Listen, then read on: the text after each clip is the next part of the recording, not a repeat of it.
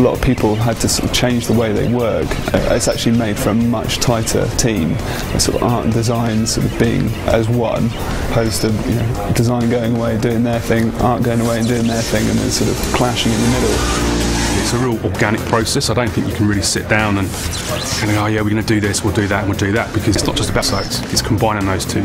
You hear a lot of developers now talk about an iterative design process, which just means you come up with an idea, you try and work it up a little bit, maybe you implement it, then you see it on screen, and then you look at it and go, this bit works, this bit doesn't, let's do more of the stuff that does work. We want to come up with environments that would offer up the best opportunities for construction. We chose our environments so that they could support a lot of great power play moments. Sometimes it's the big set piece moments where you think, these are going to be the great things that people remember. We've got to make sure that we fit stuff around it. In the airport track, we've got the cargo plane that crash lands, and we've got radar dishes and control towers. There's some real, iconic moments there that when people see them, they go away talking about it, and that's exactly the kind of thing we want to do. And also at the same time trying to think about what will make good racing tracks, because we've also got to have that element nailed as well.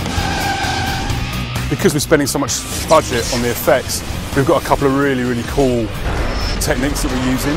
A lot of games tend to bake all their lighting into the textures for the smoke and things like that, but all our particles are actually being dynamically lit. In addition to that, we've got volumetric smoke in the game. Players' car and the AI cars can actually move out of the way, which is a really, really cool looking effect.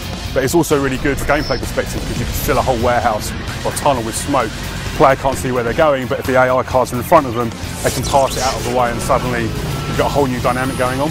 The AI in the game needs to be more sophisticated than usual AI systems. There's a lot of technology in there to try and make them behave realistically under these conditions, but also don't want them to race perfectly. So they do sometimes make mistakes, they do sometimes clump up and group together, and they do sometimes just go flat out for the fastest lap. We wanted to make our cars look contemporary. We didn't want them to look too outrageous. If you did see them on the street, you might turn your head and go, wow, that's an amazing looking car. We thought, well, with the environment blowing up left, right and centre, and really we wanted to have cars that looked like they could fit in with that kind of destruction, that could take that kind of rough environment.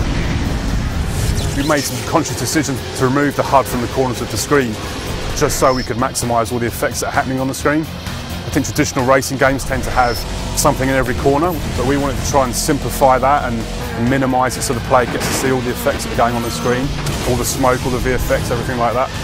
Racing game is a rhythmic thing rather than a spectacular thing. We try and take that rhythmic, combine it with the spectacular, and really produce something special.